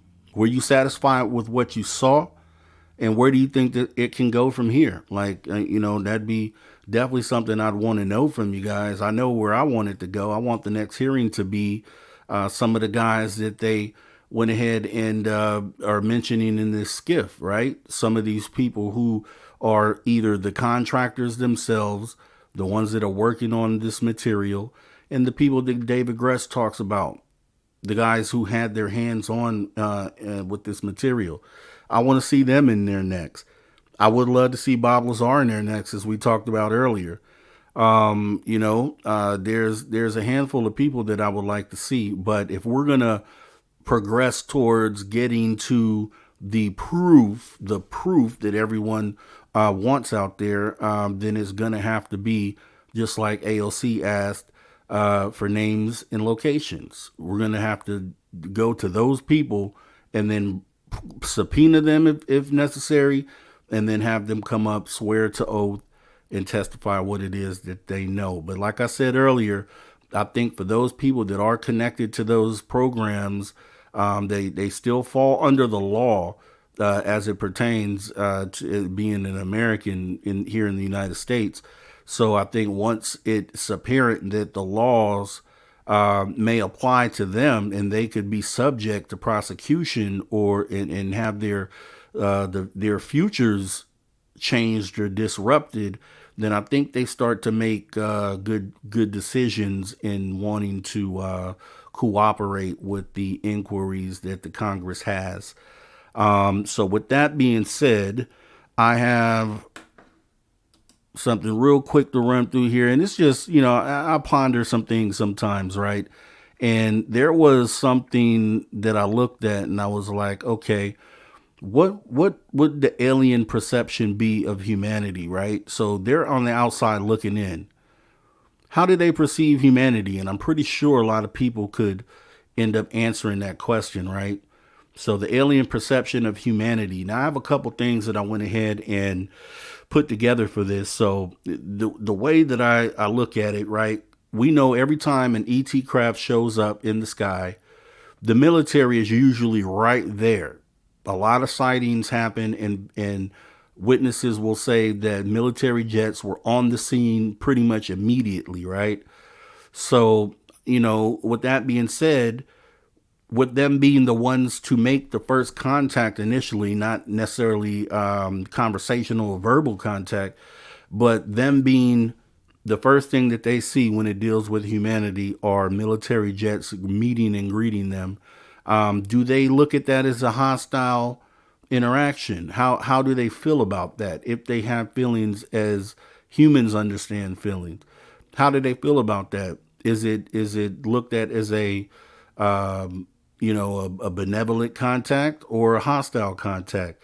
Now the ETs. Oh, I have something here. So ETs spotted in the skies all around the world. Now we know that they most likely witnessed us in wartime situations over the years. And so how do they look at that, right?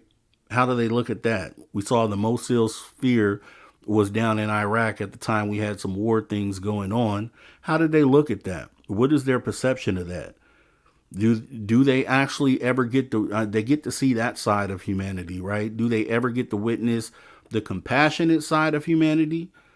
As most of us are here as regular people, how we have compassion for one another. Our first idea wouldn't be to go to war or start a war. That's what our military does, right? They're the ones that run around, in a lot of cases defending, but in some cases picking fights, right? So if you're coming from the outside and you're looking in on that, is the perception that you see when you see these wars, is that the general perception that you would blanket over all of humanity? And then if so, how does that affect the contact that we would, or the interaction that we would want to have with them, right? So I'm going to go ahead and look into something. It's the implications of government representation in alien contact without public transparency. So I'll go ahead and go over that real quick. So if the governments were to engage in negotiations or make deals with extraterrestrial civilizations without informing the general public or allowing public participation, it could actually have a significant implication for humanity. So it'd be like the lack of public transparency, engaging in discussions or making deals with extraterrestrial beings without public transparency raises a serious question about the openness and accountability of government actions. The absence of public knowledge regarding these interactions may lead to suspicions of secrecy fostering distrust between the governments and their citizens. The lack of transparency might also raise concerns about whether the interests of the public align with those of the government and the potential motives behind keeping such contacts hidden. So obviously the public trust is diminished at that point, right? So governments that withhold information about these critical matters, like an alien contact, it would erode the public trust in their ability to act in the best interests of the people they represent. The citizens may feel alienated as they are excluded from participating in decisions that could have far-reaching consequences for humanity. They perceive lack of trustworthiness from the government may lead to increased skepticism towards the official statements on the matter, further damaging the government's credibility. So the absence of public involvement may result in unequal distribution of the benefits arising from the deal with extraterrestrial beings, like advanced tech for that, free energy, right? Governments should prioritize their own interests, and governments could prioritize their own interest or those of certain groups, leading to the potential disparities in access to advanced technologies or resources. That lack of transparency may also hinder public oversight of how the benefits of such interactions are utilized and allocated. Right? So you have social destruction and speculation. Now, if the government chooses to keep alien contact hidden, rumors and speculation about these interactions could proliferate. Conspiracies could emerge. Misinformation could spread rapidly, causing social disruption and uncertainty. Now, it might also lead to social divisions between those who believe in the existence of alien contact and those who reject such claims, as we currently have in our own society today, right? So the impact on global relations would be engaging in secretive dealings with these extraterrestrial civilizations that could have ramifications on international relations. If some governments possess information and resources derived from these interactions, it might create imbalances in global power and dynamics. The lack of transparency could sow seeds of mistrust and suspicion amongst nations, potentially leading to diplomatic tensions or conflicts. So the implications of governments representing humanity in the face of alien contact without informing the public are vast and far-reaching. Lack of transparency and public engagement raises concerns about the accountability, the ethical considerations, the equitable distribution of benefits. Now, if such interactions were to ever occur, it's vital for governments to prioritize transparency, inclusivity, and open dialogue to navigate this uncharted territory responsibly and ensure the interests of humanity are upheld collectively. So it's something that we have to think about, right? Because if everybody knows about the rumored deal that would have been made back when Carter was president, right? So if anything like that happens to be true, and we have a situation where there is a first contact or there was a first contact, right?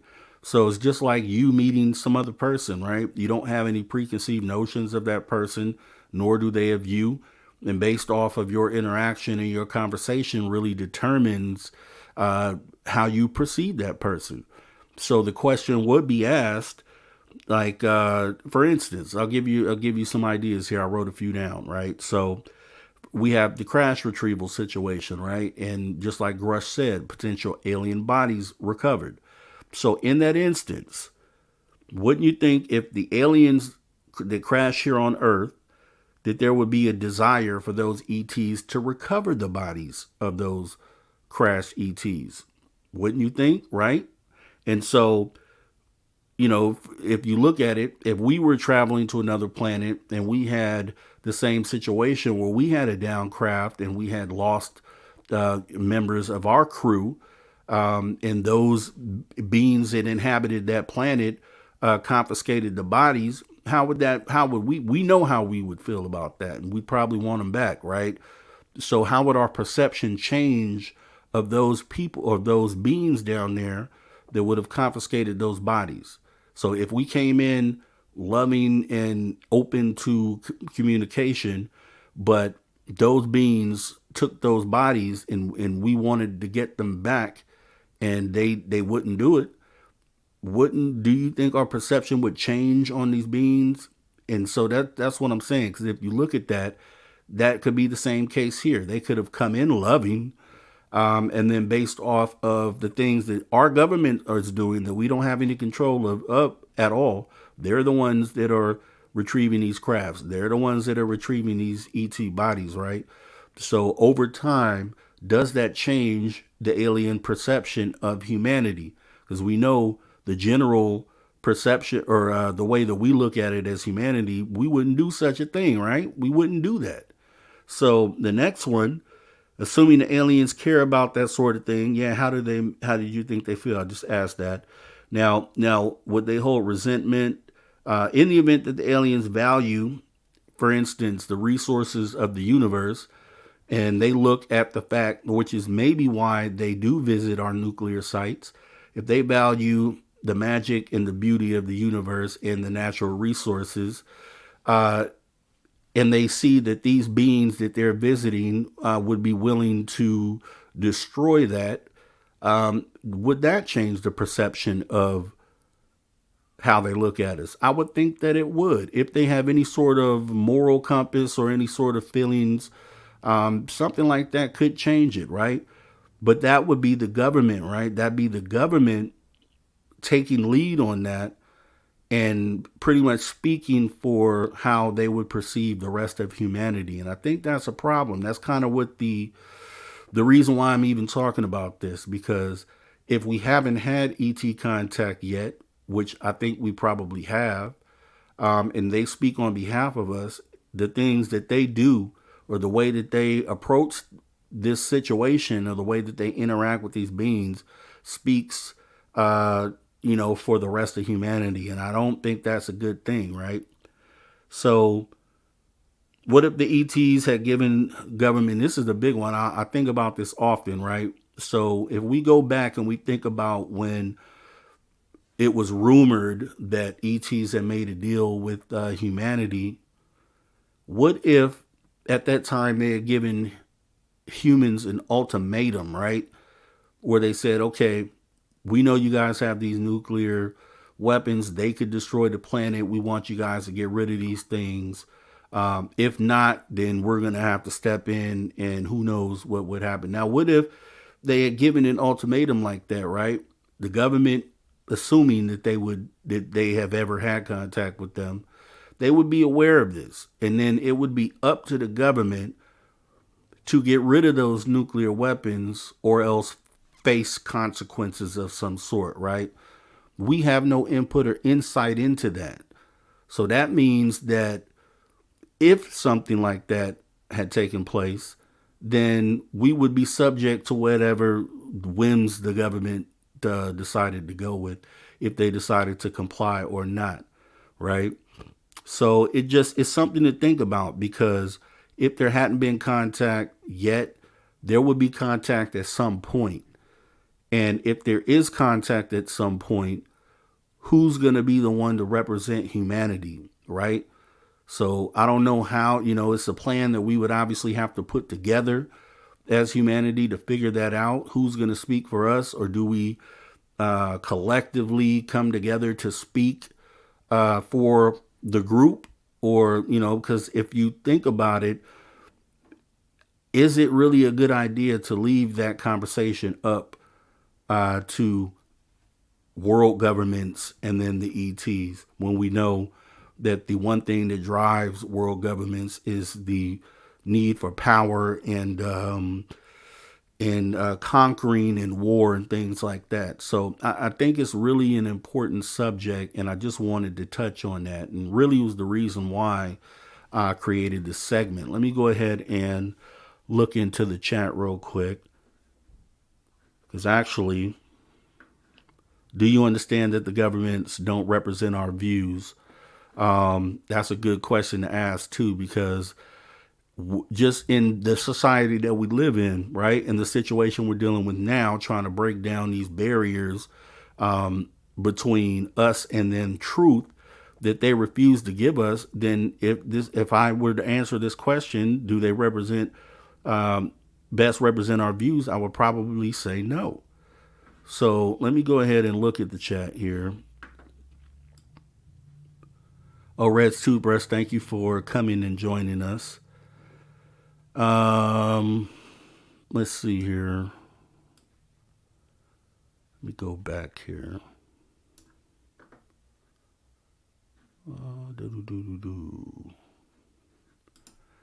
Okay, Maggie and 10, just seems like if they really investigate this and pull out the thread, so to speak, a lot is going to unravel. David Devine, that's for sure. Magneticus, being educated on common cold variants. Where did isolated alone together in history? Let's see. Hostile threat. Anthony Foster, they can be very understanding about our bad behavior. They've been around for a very long time, and you would hope that that would be the case. You would hope that they understand that if they are dealing directly with government, that they don't speak for the rest of us here. Because if they do anything to piss off these aliens, we have to suffer for that as humanity. And you know what your government's going to do, right? They're going to go into the bunkers that they already have built. They're going to go into those underground facilities where you and I aren't welcome. So keep that in consideration. Yeah, only nuclear threat on Earth is the government. That's right. Maggie M10, if nukes were disabled by them, I'm inclined to think the Earth is important in some way. I agree. Can't think of anyone in the private sector with nukes. Yeah, but we know, especially how the way things go on the other side of the world, that there are private entities with enough money that could get their hands on something like that, though it'd be unethical to do so. But yeah, there's some countries you can't trust, right? Okay, input an invalid launch code 6 times and the silo was shut down. Well, we know the ETs have the key to that, and they can turn them on or off. So I did say hi to O-Reds, and let's see.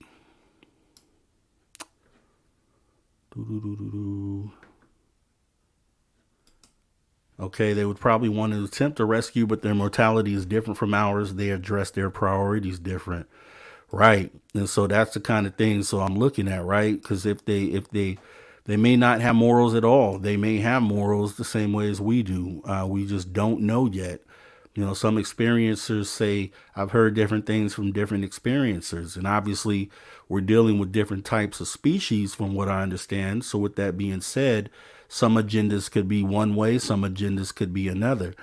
And that's, but at the end of the day, when it comes time to talk face to face, do you want your government to represent you in that case, or would you rather handle that as humanity? And I guess that's the bigger question, right?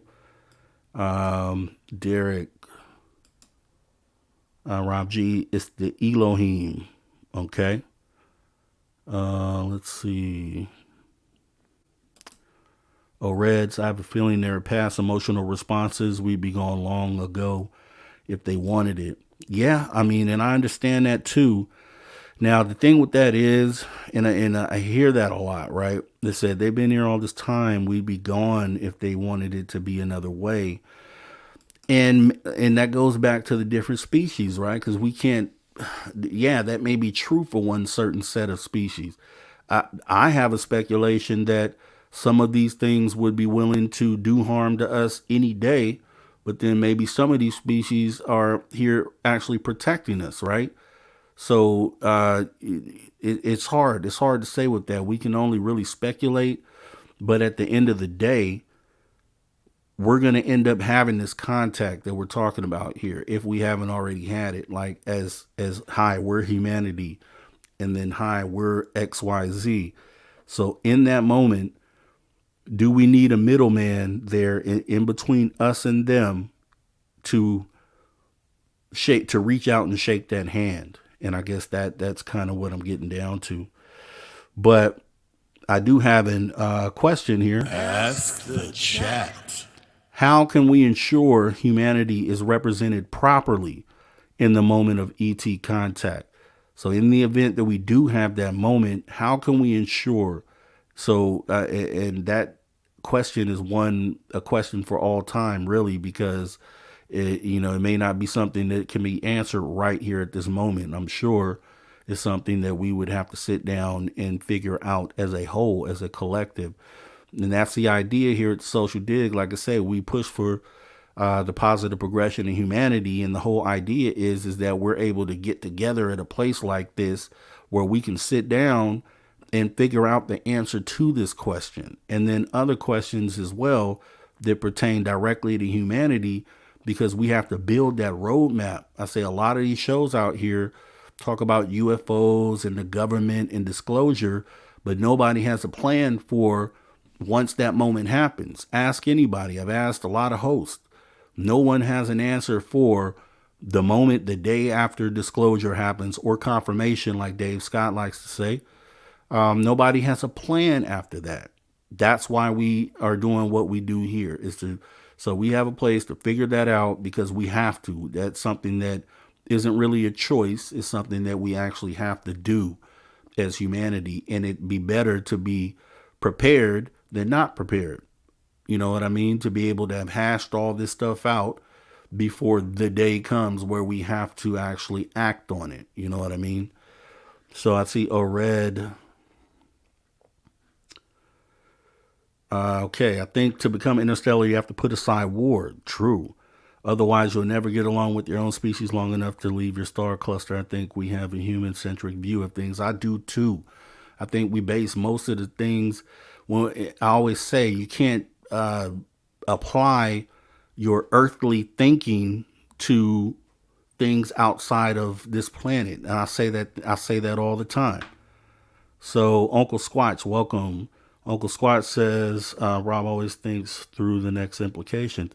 Yeah, I mean, that's what we have to do. That's why I say it's conversations, to get you thinking. And that's kind of what we do here, right? So this is what I think more people should be doing, is having conversations like this. And because, worrying about, is the government going to do this? Like, if that's your main focus, then you're not thinking past, you're not thinking about anything that's going to help this effort, because, it's just a waste of conversation. So Anthony Foster, truthfully, I think we represent their hard work. Okay. Maggie M10, I don't think we can personally.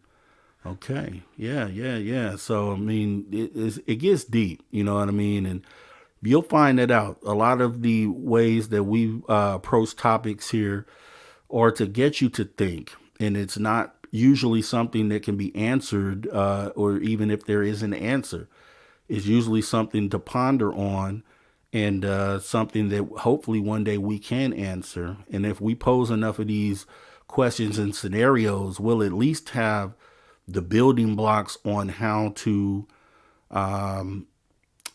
move, how to redirect the path of humanity. Because obviously, like I said before, a lot of people say, oh, the day after disclosure, business as usual. It'll just be the same. And the thing is, you would hope that it isn't the same. You would hope that it isn't business as usual, because the path that we're currently on is obviously one that's leading us to a very bad place. So we really don't have a choice in when I say we have to figure this thing out here. So, Anthony, love the sincere questions. Thank you. And Reds, please don't go to the zoo and fight the spider monkey exhibit. They're so far beyond us that we're not a threat, more of a study or entertainment. Yeah.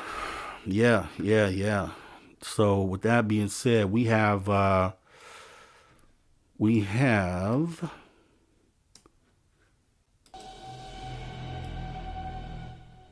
today we would normally do Once Upon a Time in Ufology, but I know since we were studying or reviewing rather the hearing, and then we were going to cover this topic on perception, and I know that goes deep, so we weren't going to do Once Upon a Time in Ufology today. However, we will be doing our science fiction and science fact movie edition. This is something we always have a movie that we position at the end. Because when you look through the new lenses that we are looking through today, with this phenomenon, understanding that it's real, a lot of these movies that you looked at before, you see them differently now. They have like a whole different meaning. So let's go ahead and jump into that.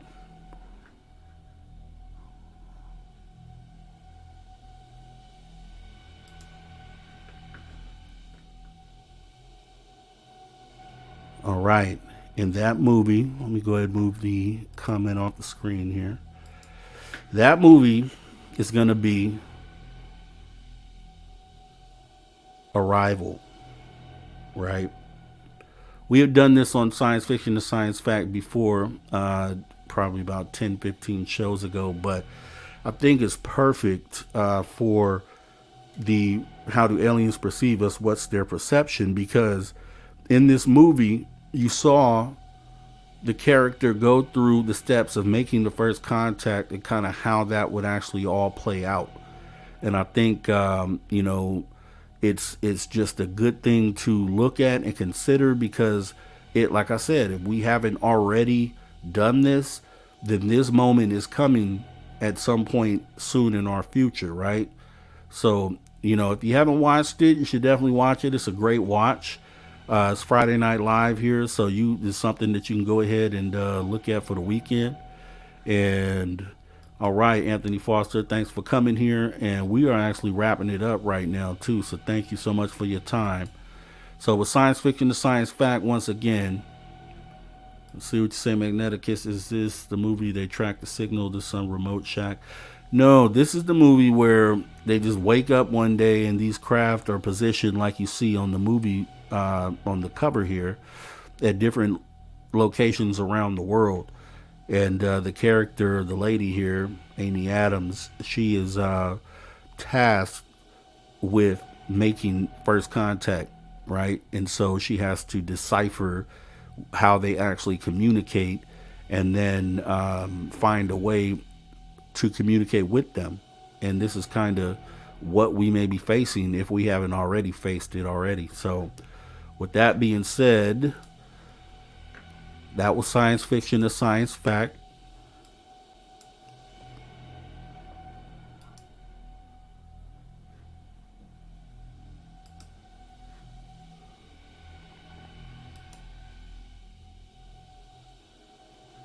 And what we'll do here, this is about time when we get ready to take it home. So definitely appreciate you guys coming through. So once again, we do this for the positive progression of humanity always. Any topic we cover, anything we look at or do, we do that for the positive progression of humanity. That's what drives this channel. That's what drives, me to do what it is that I do here. And I just totally appreciate you guys coming along for the ride. Like I said, come on in. I don't care what walk of life you're from. I don't care what you represent. At the end of the day, you're a human being. We're all humans. This is like a humanity family, right? That we have here. I consider you guys all my family. And we're going to have more discussions like this in the future.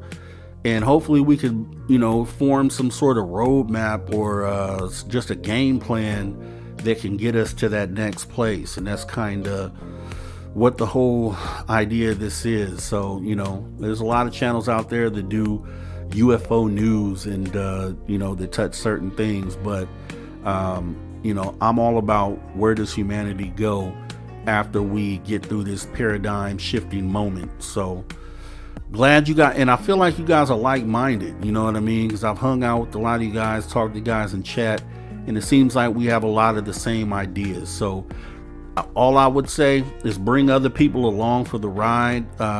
Everyone is welcome. And also, we have the viewer call-in message line. So I know a lot of people are shy to call in, and that's okay, because I really appreciate you guys participating through the chat. And you could always go to the community board on my page, where I'll be posting things, and you can leave your thoughts there as well. But like I said, this is a viewer call-in message line, so we will do live calls at some point. You could also call 24/7, leave a message. It could be about today's topic. It could be about how you're feeling. It could be about an experience that you had. And then what we'll do is set up a future show where we'll go ahead and kind of cover those or air those messages. So that number is 856-843-3444 or 856-THE-DIG. Also available Social Dig on Spotify, iHeartRadio. So when you're on that road trip, you want to get deep and hear some real good conversation, go ahead and look us up on Spotify. Podcast is just as great as the show. Once again, let me go ahead and thank everybody who was here today. Magneticus, David Divine Broadcasting, O-Red's Toothbrush, Maggie M10, Cashew, Anthony Foster. Let's see. This thing loads so slow. Derek Galloway. Let's see. No, there were more. Let's see here.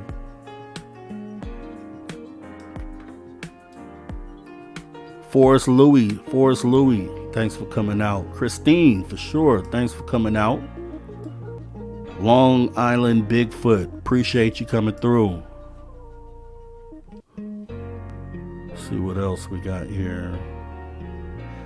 If I didn't say Anthony Foster, I'm gonna say it again. Anthony Foster, thank you for coming out. Blue Cruise, thank you for coming out.